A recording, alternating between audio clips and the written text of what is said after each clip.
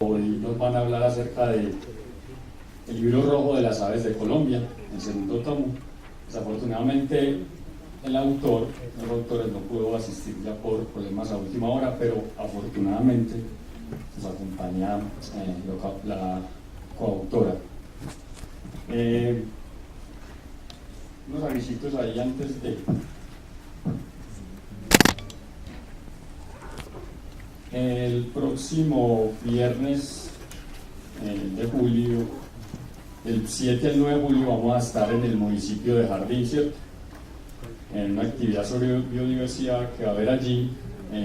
Va a haber pajareada, van a haber charlas, toda la información acerca del evento. Va a estar muy interesante, con guías profesionales, charlas muy agradables. El Jardín es un municipio súper lindo, la biodiversidad es sorprendente. Entonces ahí está toda la información para que se anoten, para que nos acompañen y compartamos pues, unos ratos bien sabrosos allá. También se viene este evento de pues, actividad de la segunda jornada de censos neotropicales de aves acuáticas. Todos pueden participar, no tienen que ser expertos en aves acuáticas o aves. Se pueden inscribir en la SAO para que participen con coordinadores, visitan humedales, ayudan a contabilizarlas. Esto va a ser entre el 1 y el 16 de julio, entonces para que no solamente esperen las áreas de la SAO, sino que también participen en esa actividad y pues, sigan aprendiendo más o aportando más a la sociedad y a todo este cuento pues, de la conservación, porque ahí se genera pues, mucha información que colecta Calidris y la Red Nacional de Observadores de Aves. Tenemos promociones. Tenemos los 2 libros rojos de aves de Colombia, el tomo 1 y 2. Para no socios valen 140.000, socios 130.000. Un solo tomo vale para no socios 80 y para socios 70. Entonces, ahí tienen a disposición. Además de la guía fotográfica, joyas aladas de aves de Colombia, el libro de Leo Miller, las del Valle de Aburrá, mi calendario. Bueno, aprovechen entonces las promociones. Y recuerden que también hay artículos en la tienda del asado o a través de Don Sergio que pueden pues adquirirlos. Además, ¿qué más tenemos por aquí? Listo, entonces... don Rodrigo, ¿tienes algo para contar lo de las fotografías, cierto?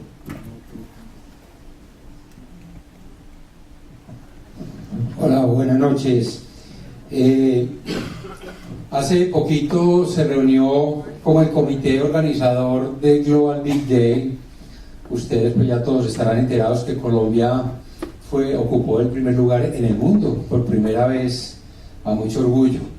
Gracias a todos ustedes que mandaron los listados de ese día. Pero uno de los objetivos del comité organizador es que tenemos que seguir siendo los número 1 en el mundo. Y pensando en estrategias, ¿qué podemos hacer para que sigamos ocupando este lugar privilegiado? Se nos ocurrió de que, pues, analizando lo que pasó este año, que fue pues una cosa loca, una cosa realmente gratificante, pero hubo muchos sitios que no fueron visitados y algunos sitios quedaron un poquito cojos, porque no había suficiente personal, o porque gente quería ir allá pero pues no tenía cómo. Entonces, una de las estrategias es que tenemos que conseguir dinero. ¿Para qué? Para financiar a algunas personas que no tienen los recursos para ir a determinadas áreas del país para que nos hagan el conteo de las aves en esas regiones. Entonces se nos ocurrió que una de las formas de conseguir dinero era vender fotografías. Hemos reunido una serie de 50 fotografías de algunos fotógrafos reconocidos a nivel de Colombia, unas fotos extraordinarias, diría yo, y ya próximamente salen para imprimirlas. Yo creo que eso no se va a demorar mucho. Yo creo que en la próxima reunión del asado ya deben estar aquí las fotografías. Aún no tenemos precios, se van a vender a unos precios pues sumamente módicos para que la SAO vaya recogiendo dinero, pero esto se va a hacer a nivel nacional, es una campaña nacional, no es solamente local, sino que tenemos que hacer a nivel nacional, o sea que las fotos las tenemos que montar en la web y la persona que la quiera pues se le manda porque la foto no la vamos a enmarcar, vamos a ponerla en un rollito y se la mandamos a cualquier parte del país. Entonces simplemente para que sepan, ¿cómo? O fuera del país también, claro que sí. Van a ver que las fotos realmente son muy bonitas, así que vayan pensando a ver con cuántas se van a quedar, porque vale la pena esta promoción de que puedan quedarse con unas fotos maravillosas de aves de Colombia, porque hemos seleccionado solamente aves colombianas, pero todas muy bellas. Eso es lo que les quería decir para que estén pendientes para la próxima reunión. Gracias. Voy a hacer una pequeña aclaracióncita acá, más publicidad, frente al evento, pues a la pajareada, al evento allá en Jardín, en el costo. Va a quedar para los socios 280.000, los socios de la SAO, ¿cierto? Y pues para quedarse en hotel, si ya quieren acampar, va a quedar 180. Ya no socios, sí queda como está aquí, entonces anímense, lo vamos a ver y vamos a pasarla súper bien. Listo, señores, entonces nos fuimos con la charla de hoy. Como les comenté, el autor nos pudo acompañar, pero afortunadamente nos acompaña la coautora. Ella es Ángela María Amaya Villarreal, es bióloga de la Universidad de los Andes y con magíster de la Universidad Nacional Autónoma de México. Bienvenida y adelante. Muchas gracias. Bueno, siendo un poco reiterativa, pero Luis Miguel lamentó muchísimo no estar acá. Él tiene mucho afecto hacia la SAO y viceversa, pero aquí estoy. Mi nombre es Ángela María Amaya, pues el equipo de ese segundo volumen está conformado por Luis Miguel, por Jaime Urbano, por Jorge Velázquez y por mí.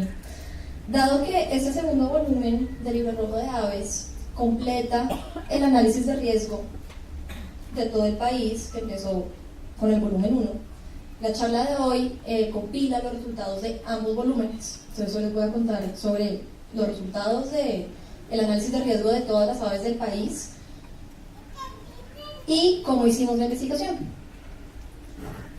Bueno, entiendo que ustedes son observadores de aves, estudiantes, aficionados a la observación de las aves. Entonces, de manera de introducción muy corta, sabemos que las aves son muy diversas, un grupo taxonómico muy diverso.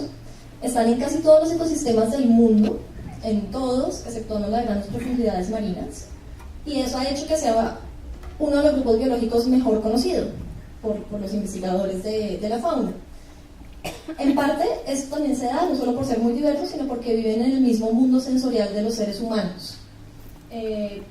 Sus sentidos más utilizados para relacionarse con su entorno es la visión y la audición, como los humanos.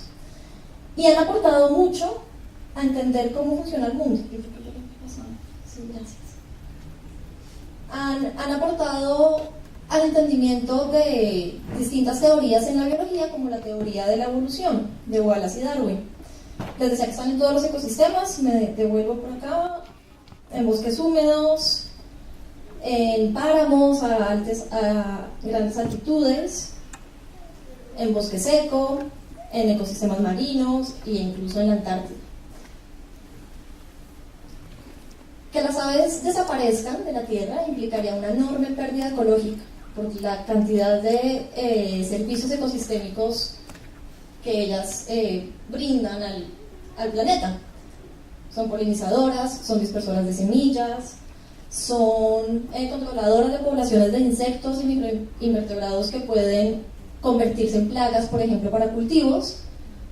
Son importantes para la disposición de basuras, para el reciclaje de cadáveres, en el caso de los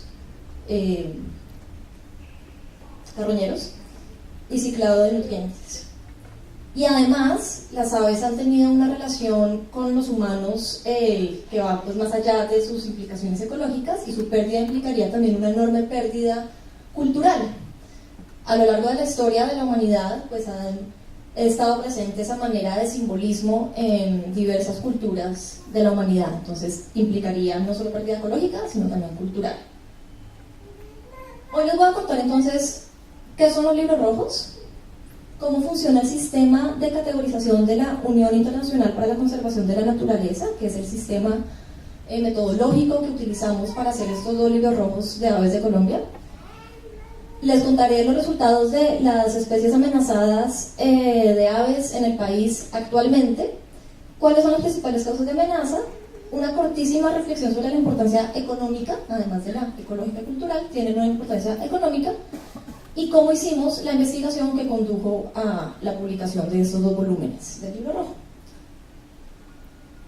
Bueno, no sé qué tan familiarizados están con el tema de listas rojas o libros rojos, por eso esta parte un poco introductoria. Evaluar el riesgo de extinción de las especies, fauna y de flora, es fundamental para planear las prácticas de conservación de las especies. Y esa metodología que lleva a decir qué tan amenazada está una especie, o sea, qué tan cerca de la extinción, se documenta en listas o libros rojos. Eso es lo que es un libro rojo. Son muy útiles para planear acciones de conservación, ¿no? Es decir, darle prelación a las especies que están más cerca de la extinción, para declarar áreas protegidas, para formular políticas ambientales y de protección de la biodiversidad, asignar recursos y también a manera de divulgación y procesos de educación relacionada con la protección de las especies que están amenazadas. La Unión Internacional para la Conservación de la Naturaleza desarrolló una metodología para hacer este sistema de evaluación de riesgo de extinción que implicó unos ajustes al hacerla llevar un poco más objetiva, ¿no? Antes de que la UICN desarrollara esta metodología, el análisis de riesgo de extinción tenía un carácter más subjetivo que el que tiene hoy en día. Entonces, permitió tener un carácter cuantitativo, ¿no? Haciéndolo un proceso mucho más objetivo, pero a la vez permite la utilización de información con niveles muy variables de precisión e incertidumbre, y en eso pues me voy a tener un poquito más adelante contando cómo fue que obtuvimos toda la información para hacer el libro. Por 5 criterios, de la A a la E no está porque es un criterio que no utilizamos en el libro, que se utiliza muy poco porque implica la obtención de datos y de información muy sofisticada, hacer un análisis, una cosa muy técnica que se llama análisis de viabilidad poblacional. Entonces no está incluido, pero son 5 en la vida real. Por esos criterios, de la A a la D, se evaluó cada una de las especies considerando las características que ustedes ven ahí, como reducción del tamaño poblacional, qué tan pequeña o parcheada está la distribución de las especies en el espacio, si la población es pequeña y además tiende a seguir disminuyendo, si la población es muy pequeña o tiene áreas de distribución muy pequeñas. Considerando todos estos datos que se pueden obtener de forma cuantitativa, se llega mediante el uso de subcriterios y calificadores, otros asuntos metodológicos que en el libro ustedes pueden encontrar, pues no hace parte del detalle de esta charla. Se llega a la conclusión de en qué categoría están las especies. Entonces, una especie que se considera amenazada es una especie que puede estar en esas categorías que están ahí enunciadas: crítico, en peligro y vulnerable. Una especie extinta, que es la peor categoría, es una especie que ya desapareció de la faz de la Tierra, y hay 2 categorías adicionales que están incluidas en los libros, que son casi amenazada y datos insuficientes. Una especie casi amenazada es una especie que está menos grave que una especie vulnerable, ¿no? Estaría aquí debajo, casi amenazada. Y una especie adicional, datos insuficientes, son especies que tienen tan poca información que no se puede llegar a una conclusión de amenaza. Es importantísimo hacer esta evaluación de riesgo de extinción de manera periódica. Quizás ustedes recuerdan que en el año 2002 se publicó el primer libro rojo de aves de Colombia. Es importante no dejarlo por allá en el olvido, sino ir actualizando, ir alimentando más esa información, porque es importante la evaluación periódica. Por un lado, porque las condiciones cambian. Por ejemplo, en Colombia ha habido una rápida expansión del sector minero energético y de biocombustibles en las últimas 2 décadas. Y eso ha tenido una repercusión en la conservación de las distintas especies de fauna y flora del país. Entonces las circunstancias son cambiantes. Por lo tanto, el estado de conservación de las especies también. Por otra parte, ha habido una recuperación de cobertura de bosques en algunas zonas del país. Entonces eso también tiene una implicación en la disponibilidad de hábitat para las especies, y eso hace que su estado de conservación también cambie. Y además además, el conocimiento sobre las especies mejora, lo cual es bastante alentador. Cada vez hay más personas interesadas en hacer investigación sobre aves y eso lleva a que el estado de conservación de las especies se reclasifique a medida que avanza el tiempo. Y es importante no solo porque las circunstancias cambian, sino también porque monitorear el estado de conservación de las especies puede significar un reflejo de qué tan efectivas han sido las medidas de conservación asignadas a esas especies o qué no tan efectivas. ¿Sí? Saber cómo están, pues también sirve para ese monitoreo. Entonces, basados en el proceso anterior, Luis Miguel Rengifo, encabezando el equipo en el año 2002, publicó el Libro Rojo de Aves y fue utilizado ese proceso, esa experiencia pasada, como la base para hacer esta nueva evaluación del riesgo de extinción que tenemos hoy consignadas en estos dos volúmenes.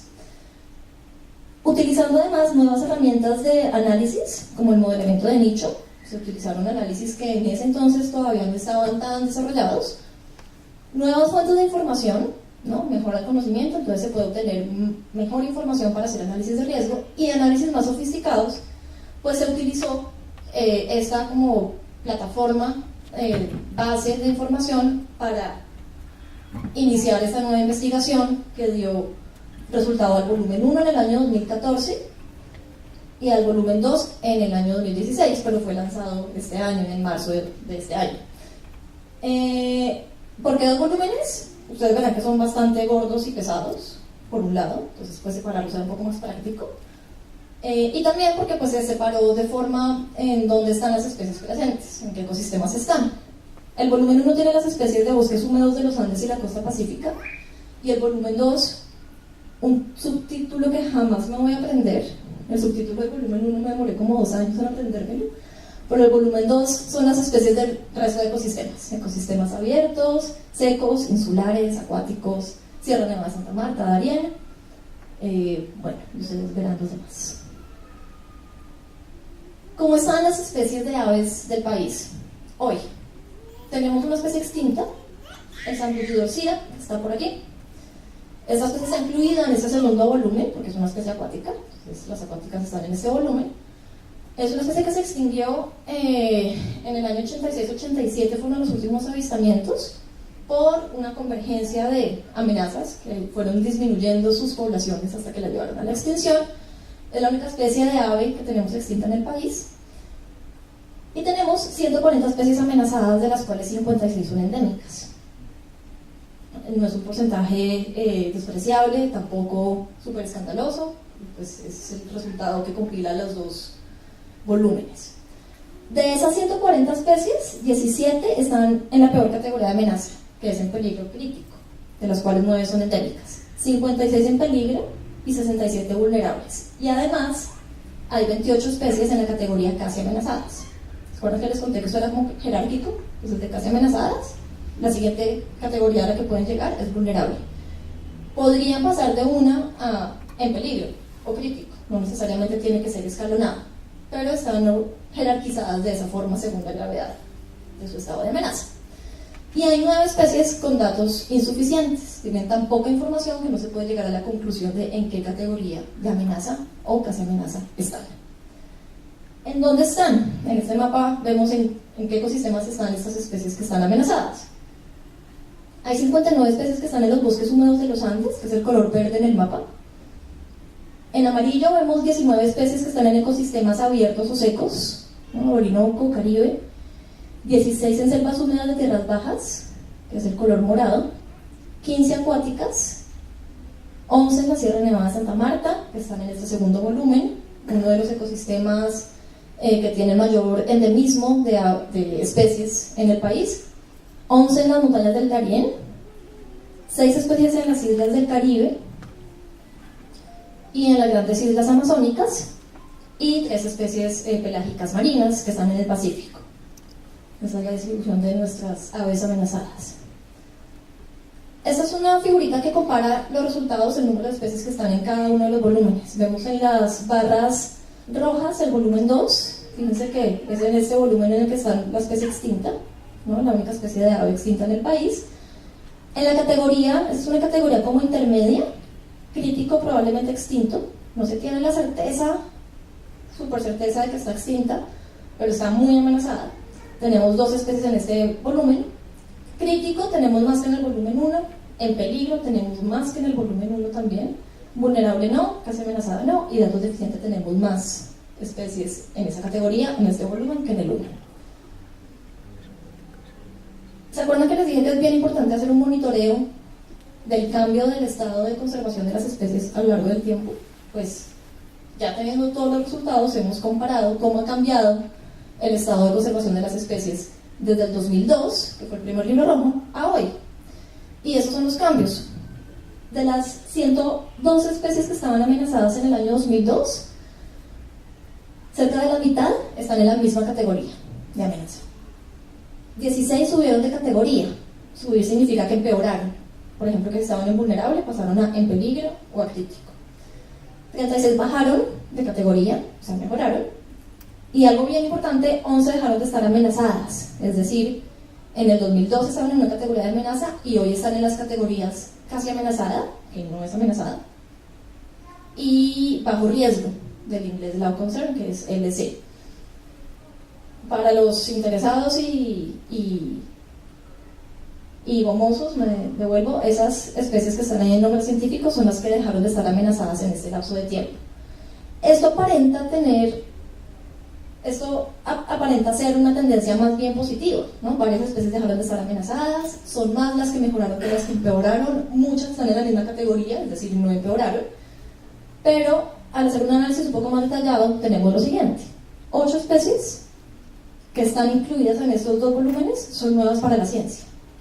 Especies que después del 2002 se describieron como especies nuevas para la ciencia, se les hizo el análisis de riesgo y están amenazadas. Entonces hay especies que recién descubiertas tienen poblaciones tan reducidas y amenazas tan contundentes que quedan en alguna categoría de amenaza.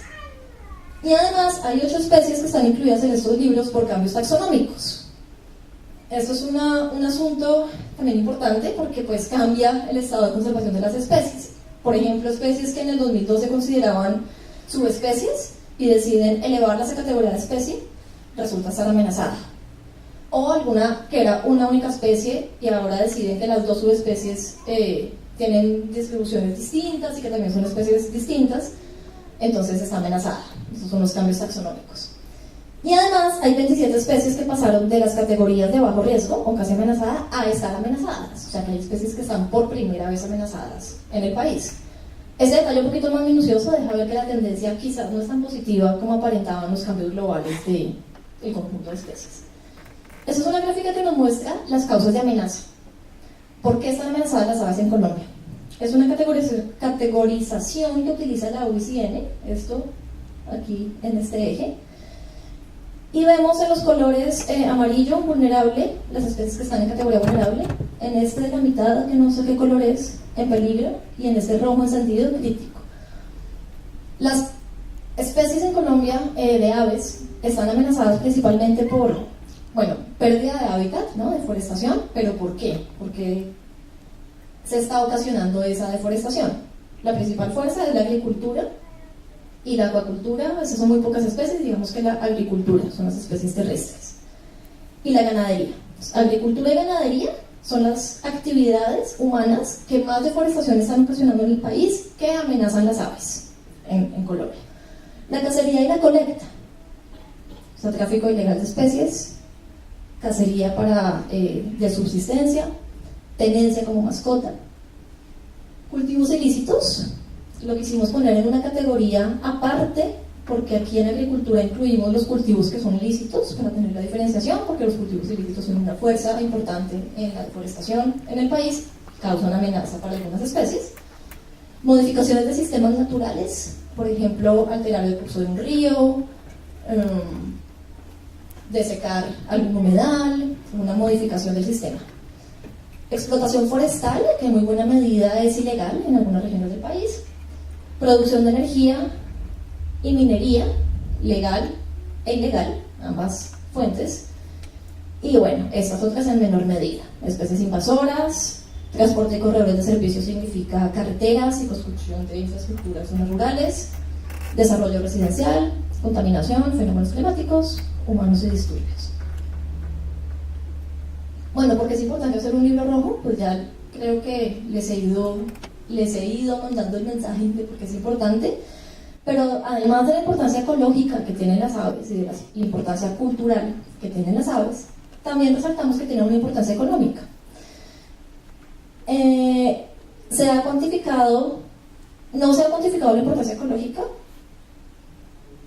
y también tienen esa importancia económica basada en la observación de aves. Muy seguramente varios de ustedes saben que me refiero, ¿no?, a los ingresos que llegan a distintos lugares del país por hacer aviturismo. Entonces las especies pues no solamente nos están ofreciendo servicios ecosistémicos y un aumento de nuestra diversidad y endemismo, sino también están ofreciendo ingresos de recursos económicos para los lugares donde ellas habitan, y también habitan humanos. Y es una actividad que está en aumento rápido en el país. Este es un ejemplo pues de afuera, solo para ver qué tan importante económicamente hablando es esto de la observación de aves. En Escocia, en esta isla de Moore, los observadores gastan de 8 a 12 millones de dólares estadounidenses al año para ver unas especies reducidas, son difíciles de ver, están en ecosistemas apartados, son carismáticas, en fin, diversos motivos que hace que lleve ingresos a las personas que viven en esos lugares. Entonces tiene esa importancia. Les cuento de qué forma eran las invitaciones.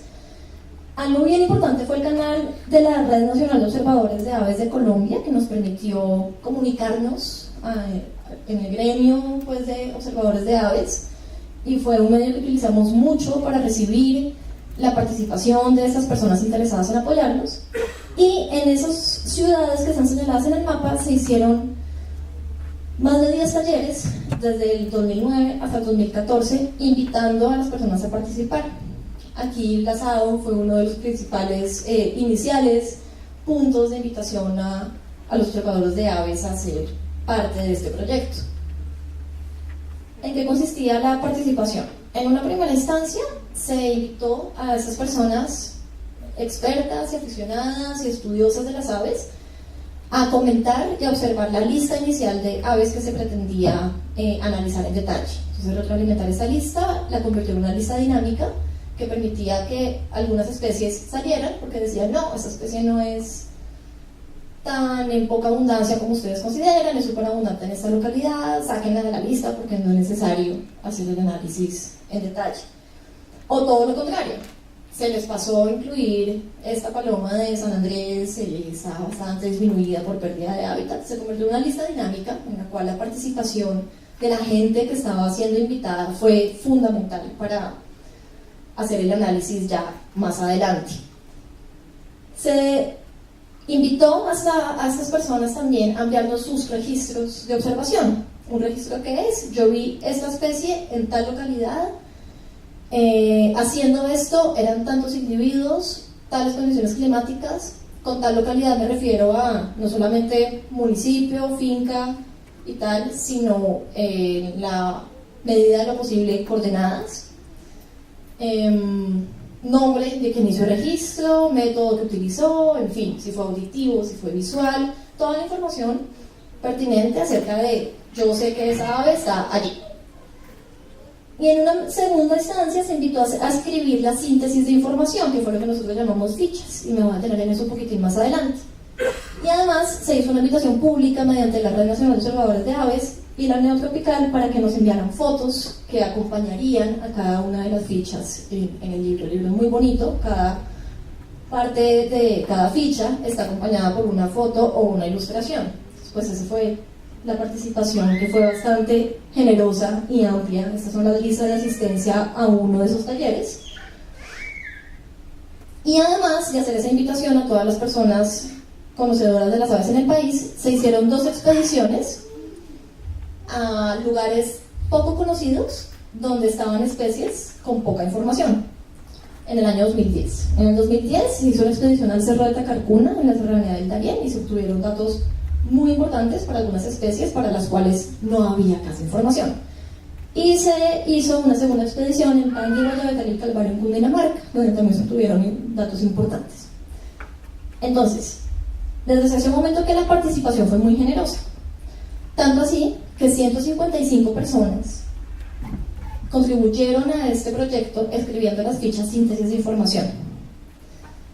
141 enviaron sus registros y 97 enviaron cientos de fotos que fueron después seleccionadas para acompañar las fichas, como les contaba hace un momento. Para las pocas especies, algunas especies para las cuales no conseguimos foto o no se consiguió foto de suficiente calidad para ser publicada en el libro, el artista Robin Schindler las dibujó. Entonces el libro está acompañado por fotos o ilustraciones. Entonces, con la información del libro rojo del 2002, más la información de los registros enviados por los 142 colaboradores, más las bases de datos que además nos enviaron muy generosamente diversas organizaciones e instituciones de investigación de aves en el país, como DataAves de la SAO, Biomap, la base de datos de Cenocanto, de donde sacamos algunos registros importantes, Cenicafé, Asociación Calidris y Selva, y los registros de literatura que nosotros a nivel equipo núcleo también recuperamos de internet, más las expediciones. Hicimos finalmente una base de datos de más de 7.000 registros. ¿Se acuerdan que los registros eran qué especie, en dónde, en qué fecha, cuántos individuos? Bueno, se hizo una base de datos compilada, unificada en Excel, con más de 7.000 casillas, filas, cada uno de los cuales fue revisado en términos de su coherencia de georreferenciación y ecológica. Con esa base de datos, más la información de variables climáticas que nos dio el IDEAM, se hicieron los modelos de distribución de las especies. Esta parte fue hecha por Jorge Velázquez y Jaime Urbano. En Maxent, un programa que se llama Maxent, hicieron los modelos de distribución que botan como resultados, es un ejemplo del cucarachero de Apolinar, un mapa de distribución, en dónde está la especie, y un mapa de idoneidad de hábitat, en dónde según las condiciones climáticas donde está, podría estar, pero no lo sabemos con datos de campo certeros. Ese es un mapa de idoneidad de hábitat. Para la gran mayoría de las especies, esos fueron los resultados de este modelamiento de nicho de las especies. Pero para algunas que tenían muy poca información, como el chivito de páramo, fue necesario hacer un modelo experto. Es decir, el criterio experto, en este caso de Luis Miguel y parte del equipo, daba la información para saber en dónde está la especie con hábitat remanente, que es el verde, y dónde se ha perdido hábitat, que es el color rojo. Además de esos modelos que tienen como resultado los mapas, calculamos el área de extensión de ocurrencia, que es este polígono mínimo convexo en azul, que encierra los puntos más distantes donde ha habido presencia de la especie, y el área de ocupación. Entonces esto es extensión de ocurrencia y esto es área de ocupación. Y el área de ocupación es lo que está en gris aquí debajo, mostrando dónde efectivamente está la especie según la vegetación. ¿Sí? También se calculó la pérdida de hábitat total y la pérdida de hábitat en un periodo de 10 años, y los tamaños poblacionales. Esto, así en una base de datos, fue el insumo base para hacer todo el análisis de riesgo que lleva a la conclusión de decir esta especie está en esta categoría. Toda esa información está documentada en las fichas, ustedes lo verán, por cada criterio está documentado cuál es la extensión de ocurrencia, el área de ocupación, los tamaños poblacionales, para llegar a la conclusión, que es lo que encierro aquí en rojo, de en qué categoría está la especie. Una especie puede estar en distintas categorías de amenaza. Una especie puede estar, por ejemplo, en peligro y vulnerable, por distintos criterios. Y la categoría que uno suele tomar en cuenta como la categoría de amenaza es la de mayor riesgo. En este caso, por ejemplo, esta especie está vulnerable, dice aquí, y casi amenazada. Pues se considera una especie vulnerable, es la que está peor. Les decía entonces que 155 personas nos ayudaron con la escritura de las fichas síntesis de información. ¿Qué es eso de la ficha síntesis de información? Es la parte que antes del análisis de riesgo compila la información acerca de la ecología, de las amenazas, de la historia natural, de la población, si hay datos de la población, de cada una de las especies. Para esto, ahorita voy para allá. Aparte hicimos ¿no? la parte de acompañar cada una de las fichas por ilustraciones o por fotos, con la convocatoria abierta y voluntaria que hicieron múltiples fotógrafos del país y de afuera también. Y ahora sí me detengo aquí un poquito en esto de las fichas. ¿Cómo funciona esto de las fichas? No sé si ustedes pueden dimensionar como a cabalidad qué significa coordinar 155 personas de diversas formaciones, ¿no? Estamos hablando de estudiantes de doctorado, doctores, súper experto en la especie, estudiante de biología, licenciado en biología, médicos, ingenieros, observadores de aves súper aficionados que no tienen ninguna formación profesional, técnicos que conocen las especies y que dijeron: yo quiero escribir esa ficha síntesis de información. Bueno, no sé si lo saben o si lo pueden dimensionar cabalmente, pero yo les cuento que fue una cosa monumental poner en comunicación a los diversos coautores por fichas, hacer la unificación de estilo. Entonces pues eso consistió, la primera parte, de enviarles una guía editorial diciéndoles: necesitamos por favor que en cada sección se incluya este tipo de información, en ecología, en historia de vida, etc. Unificación de estilo. Entonces, contenido mínimo, listo, revisado. Redacción y ortografía, listo, revisado. Unificación de estilo, listo, revisado. Esa parte la hicimos María Fernanda Gómez y yo en el primer volumen, y después yo en el segundo. Y por último, la revisión experta en el primer volumen Gustavo Catán, en el segundo de Luis Miguel Rengifo. Y después enviar a la editorial para la corrección de estilo y diagramación ya de la editorial, en la editorial Javeriana.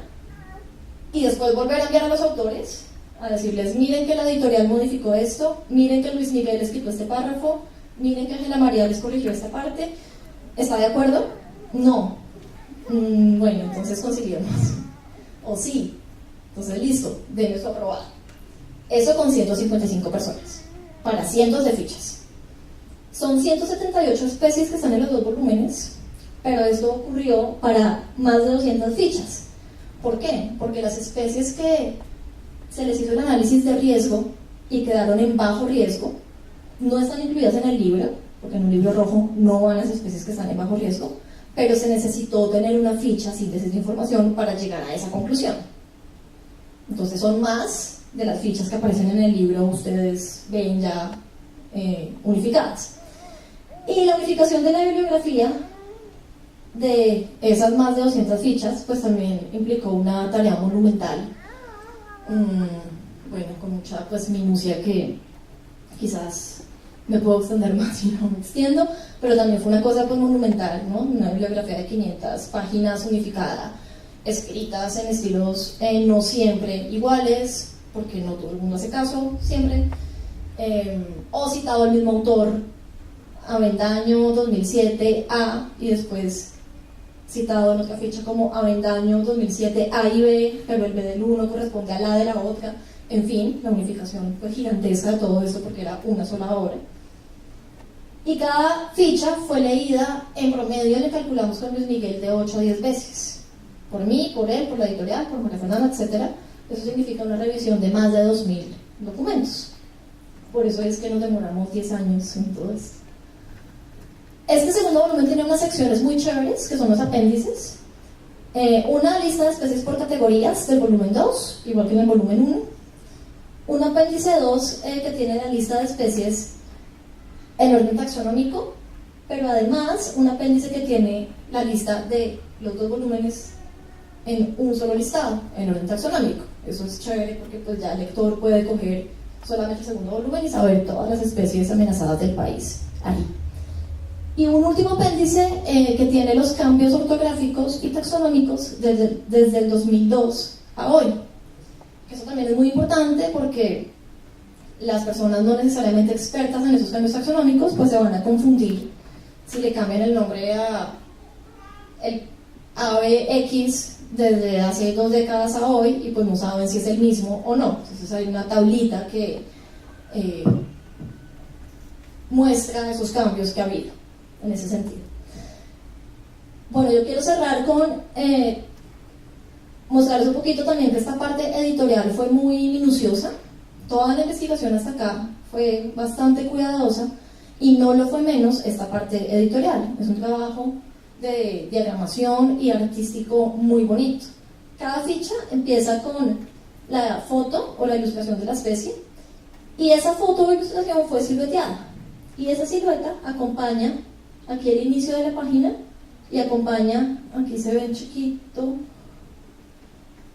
y aquí está en grande, la categoría final de la especie y acompaña las convenciones de los mapas. Aquí están los mapas y aquí abajo las convenciones, que el rojo significa hábitat perdido, que el verde es remanente y que el amarillo va a ser una información. Esa silueta de cada especie pues acompaña de forma artística muy bonito cada una de las fichas.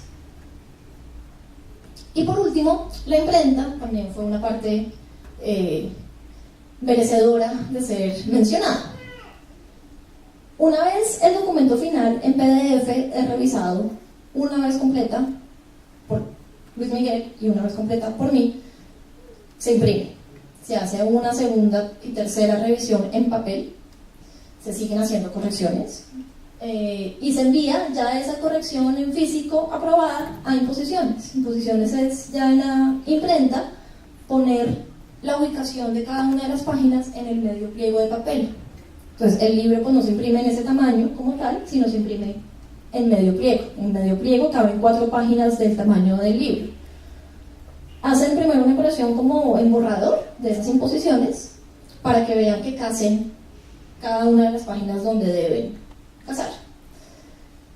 Y lo que viene aquí para adelante es algo bien bonito porque es una impresión análoga, del inglés offset, que significa indirecto.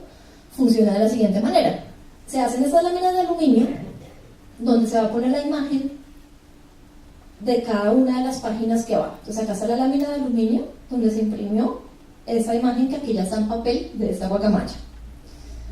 Pero eso se hace 4 veces, porque después, ya les muestro en la siguiente imagen, se va a pasar por 4 tintas de color diferente. Entonces la misma lámina de papel, de aluminio, perdón, que es esta, debe ser repetida 4 veces, porque después se va a enrollar en cilindros de aluminio, a los cuales se les va a hacer el contacto con otros cilindros de silicona, los cuales tienen ya la tinta, y son tintas de distintos colores. Aquí está pasando el papel, y aquí les muestro la tinta amarilla y la magenta. Y además está la cian, que es un azul, y está el negro. Entonces está la imagen y le ponen los colores que tiene esa imagen en amarillo, y después le sobreponen el azul, y después le sobreponen el rojo, y por último el negro. Y eso bota finalmente la silicona, se impregna el papel y bota el papel ya con la imagen. Ese es el medio pliego que les digo, que después por supuesto se debe plegar, unir, cortar, dejar secar por un lado para después pasar por el otro lado, antes de pasarlo a convertirlos en cuadernillos, ¿no?, que se cosen para formar ya el libro como tal. Los autores ahí revisan lo último, después cosan para la foto y después lo mandan ya a coser como el libro total. Termino con esto. Pues es el agradecimiento a todas las personas que nos aportaron su tiempo, su dedicación, su amor, su información, su conocimiento sobre las aves para hacer esta investigación, que no hubiera sido posible a 7 manos, ni a 4 manos, ni a 2 manos.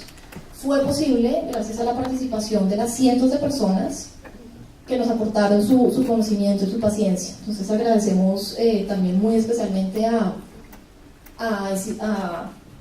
organismos como la SAO, que nos facilitó información que fue indispensable para hacer los análisis de riesgo. Y el libro está dedicado a Humberto Álvarez, pionero y maestro de la ornitología colombiana, y también a las generaciones de jóvenes conservacionistas, estudiantes de biología, de licenciatura en biología, aficionados a las aves, porque quisiéramos que este tipo de libros no fueran necesarios. O sea, lo son, pero no quisiéramos que existan. Es ahí un encuentro de emociones, pues, que no es muy fácil. Y con eso los dejo. Si tienen preguntas, por supuesto, aquí estoy.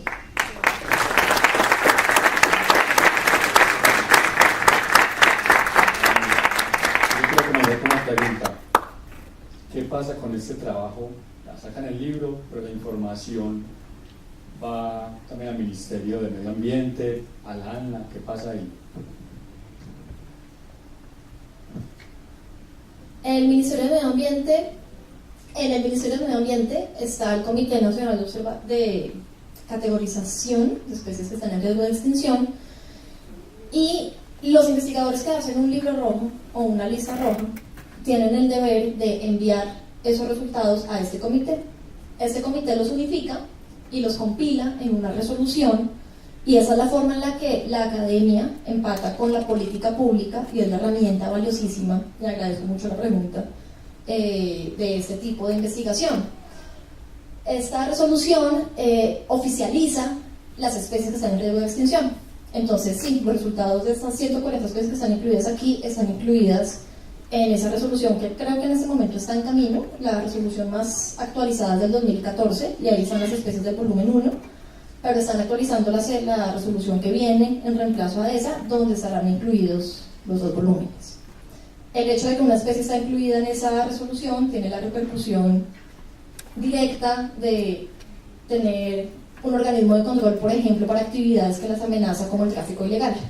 Entonces, un traficante ilegal de algún citácido, de alguna guacamaya, de algún perico, que tenga una especie que está incluida en el libro, tiene una repercusión más grave que si es una especie que no está incluida en el libro. En el libro significa en la resolución del ministerio.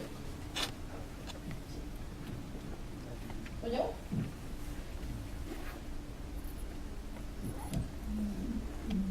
¿Qué áreas están priorizadas por especies de aves para ser declaradas en alguna categoría especial de área protegida, pues de las que está haciendo la Unidad de Parques Nacional, por ejemplo, ¿no? Sí, por ejemplo, en Colombia todavía no existe un área protegida en la zona del Darién, y es una zona que tiene alto endemismo y gran cantidad de especies que están en riesgo de extinción y necesitan que sea una zona declarada protegida. Es también parte de la idea de la publicación de este tipo de libros, es decir, libro rojo porque es alerta, ¿no? Pongan atención a esas especies que están incluidas en este documento y que están en estas zonas, porque si esas zonas siguen siendo deforestadas y con distintas amenazas, pues las especies van a seguir su curso hacia la extinción. El Darién es el ejemplo que se me viene a la mente de no tenemos todavía un área protegida allí.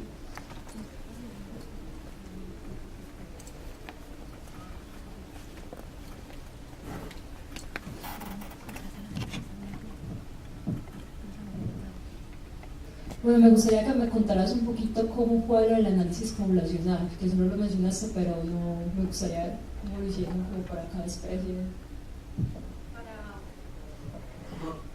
Para cada especie, lo super ideal era tener datos de densidad poblacional para después calcular el tamaño poblacional. Para algunas especies conocidas y estudiadas, las personas que escribieron la ficha síntesis de información compilaban esa información en la ficha. Entonces, ya al momento de categorizar, el equipo núcleo se basaba en esa información de la ficha para calcular el tamaño poblacional.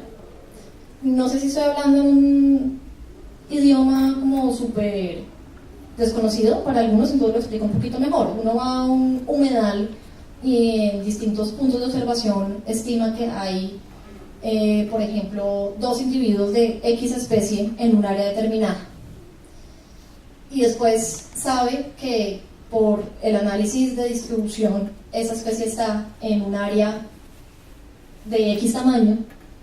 Se hace una multiplicación de si tengo 2 en esta área, cuántos tengo en toda el área, como una regla de 3 sencilla. Lo estoy diciendo de forma súper sencilla, pero así se estima el tamaño poblacional de una especie. Y después, ya con los análisis de los criterios y los umbrales, se estima si una especie tiene menos de 2.500 individuos, queda en esta categoría. Si una especie tiene menos de 250, queda en esta categoría. Y así, no para todas las especies tenemos información de densidad poblacional. En esos casos, obtuvimos información de congéneres, es decir, no de la especie, porque pues no había datos, sino de especies cercanas, fueron del mismo género, para hacer una estimación aproximada de esas especies. Para algunas otras, definitivamente no había información. Para esas especies, en el criterio C de tamaño poblacional, se especifica no hay datos sobre tamaño poblacional, no se puede evaluar la especie por ese criterio.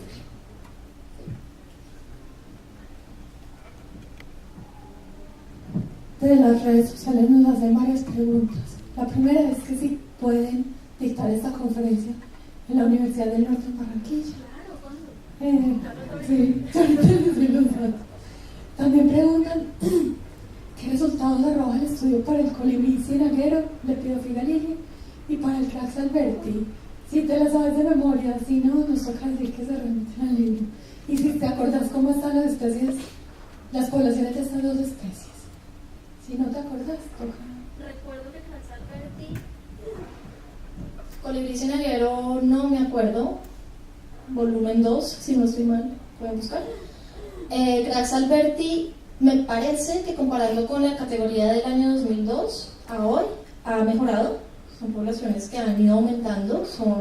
Es una especie que ha sido sujeta a planes de conservación que han hecho que su población aumente, el número de individuos, entonces disminuyó de categoría. Si hay alguna razón especial para que se haya incluido esto es el Angelus susi y creo que sería el primer disco de Nini, no me acuerdo. Brutos. Y creo que sería el primer disco de Nini, como especies amenazadas, a pesar de que no había casi información sobre eso.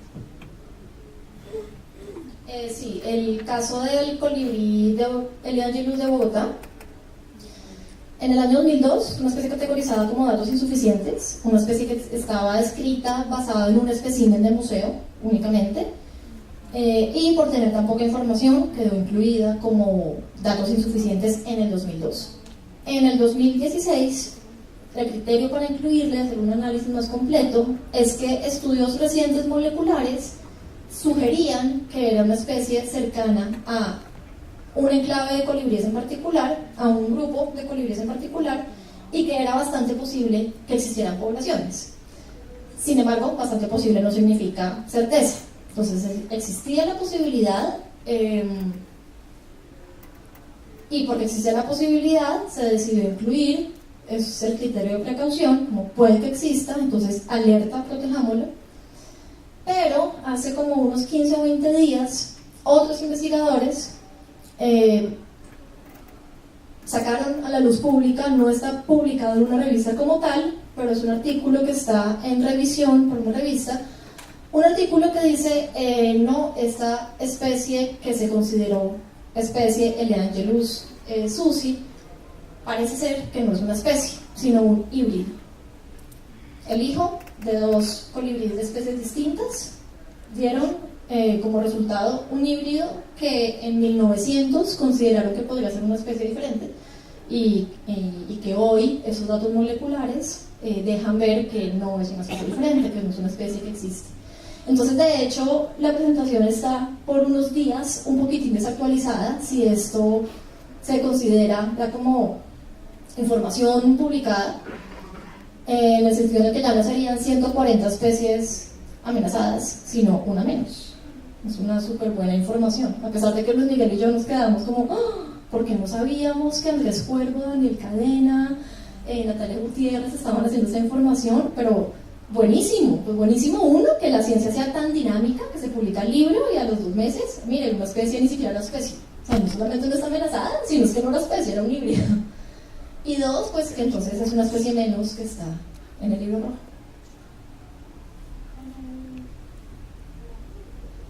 El elemento Godini. ¿Cuánto va el Ministerio de las CAR para hacer la socialización, para que más en el territorio haya este conocimiento? Sí, en este segundo volumen, al inicio, también hay una tabla muy chévere de los listados de las corporaciones autónomas regionales del país que tienen especies que están incluidas en el libro, como un llamado a es responsabilidad de todos, pero de ustedes como